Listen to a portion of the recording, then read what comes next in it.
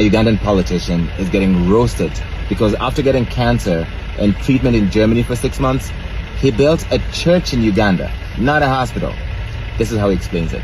In November 2022, I was diagnosed with cancer of the throat.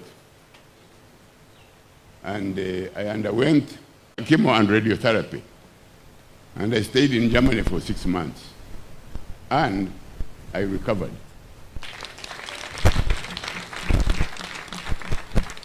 When I got up out of that nasty experience, I promised God and myself that I will build him a church in his honor.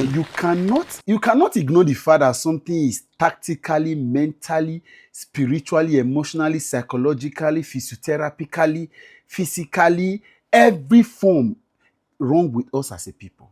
Something is wrong with us. This is not even attacking. I know a lot of you are going to jump on this to say, leave the church alone. I'm a Christian, so I have a right. I'm a stakeholder in this particular thing. But it bothers me. That is Sam Kutesa, a former minister and a big politician in Uganda, right? He had cancer issues. He had battled for cancer. He went on to Germany to have chemotherapy and all forms of best medical practice in Germany to get himself healed.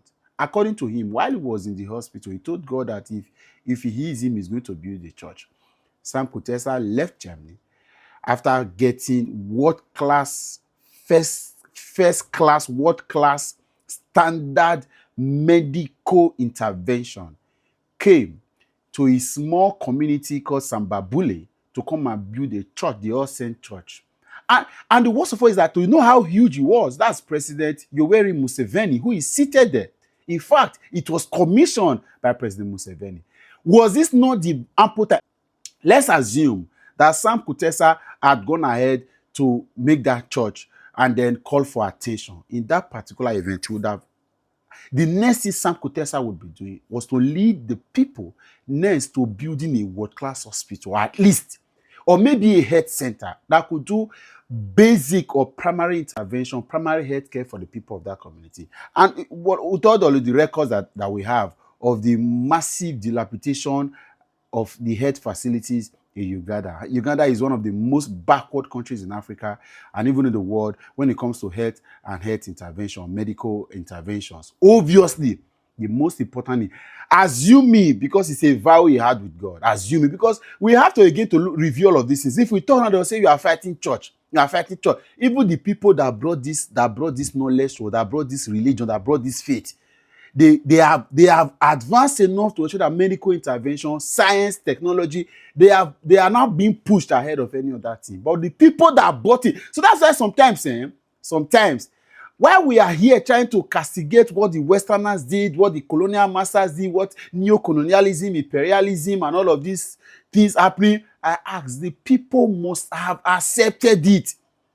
We must have succinctly accepted it. Because the people that sold it to us, Australia is a British colony. There are several other countries, Jamaica, some of these countries left Britain, right? They were colonized when we were colonized. Why is it that even South Africa, so in case you want to speak English, can we compete South Africa? Apart from crime rates in South Africa, can we compete them economically and what they have used their capitalism to achieve? What are we talking about? So sometimes we have a willing, greedy, wicked set of leaders that have grown, eating with the devil, and become barbaric enough that they are going to aid and abet any nonsense just to keep the people down. So while you are blaming these colonial masters and all of these people that you say Western influences that are surging into our countries, our continent, understand that we have a worse people. Like my former pastor, my family pastor used to say, when the devil is done dealing with you, we say, thank you for your collaboration. There must be an effort. So what we have of all of these influencers or influences that we are complaining about are a wicked people accepting it. What's happening in Burkina Faso? A leadership that says we can no longer accept all of this nonsense. That's the difference. How can you receive world-class medical care and the only thing you can give to your community is a church? I was added to a WhatsApp group one time, some time ago. Some of my friends grew in the same area in Benin, and so they added me to a WhatsApp group, and they was there. So one day somebody said, oh, they want to go and do Thanksgiving, collected money. Oh, they want to do this. Oh, there's blah, blah, blah. There was not one day in that group that it was written, there's a road back somewhere, let's go fix it. Let's empower the vigilantes here to save our parents that are still here. Let's do that. I wrote a long note. I said, as much as I am a very strong Christian, I'm a church boy, people that know me knows, but I can no longer accept all of these religious theatrics we are doing. And we are not actually doing community service.